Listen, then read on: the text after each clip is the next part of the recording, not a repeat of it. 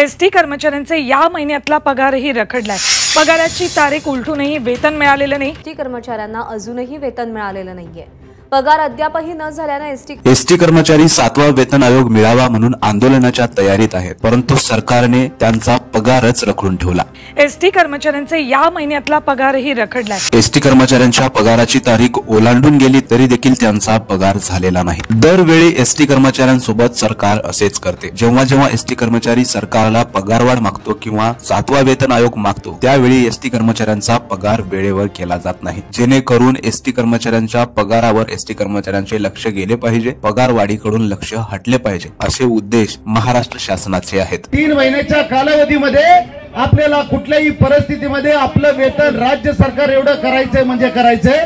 देवेंद्र फडणवीस यांनी वीज कर्मचाऱ्यांना भरघोस पगारामध्ये वाढ दिली। वीज कर्मचाऱ्यांसाठी ही खुश खबर आहे, कारण तिन्ही कंपन्यांच्या वेतनात भरघोस वाढ करण्यात आलेली आहे। मात्र एसटी कर्मचारी कित्येक वर्षापासून एसटी कर्मचाऱ्यांना वेतन आयोग लागू करा अशी मागणी करत आहेत, परंतु त्यांची मागणी कोणीही कानावर घेत नाहीत। आज दिनांक 9 आहे। आज कृती समितीचे आंदोलन आहे। आता हे बघणे महत्वाचे आहे की या आंदोलनाला किती यश मिळते, किती एसटी कर्मचाऱ्यांच्या मागण्या मान्य होतात किंवा हे पुढारी नेते दरवेळी प्रमाणे आश्वासनावरच मागे पळून येतात, हे बघणे फार महत्वाचे आहे। जो मंत्री महोदयांच्या ड्रायव्हरला पगार मिळतोय तोच माझ्या लालपरीच्या ड्रायव्हरला पगार मिळाला पाहिजे। एसटी कर्मचाऱ्यांची मागणी फक्त एकच होती, ते म्हणजे 7वा वेतन आयोग, परंतु या कृती समितीच्या वतीने 13 वेगवेगळ्या मागण्या सरकार पुढे ठेवल्या। यामुळे सर्व एसटी कर्मचाऱ्यांमध्ये नाराजी दिसून येत आहे। एसटी कर्मचाऱ्यांना 7वा वेतन आयोग लागू करण्यासह इतर मागण्यांसाठी अगोदरच एसटी कर्मचाऱ्यांचा पगार अत्यंत कमी आहे। एसटी कर्मचाऱ्यांना अजूनही वेतन मिळालेलं नाही। इतर महामंडळाप्रमाणे एसटी महामंडळाला देखील 7वा वेतन आयोग लागू करा अशी मागणी रास्त असताना देखील त्यांच्याकडे जाणून बुजून सरकारने दुर्लक्ष करत आहे।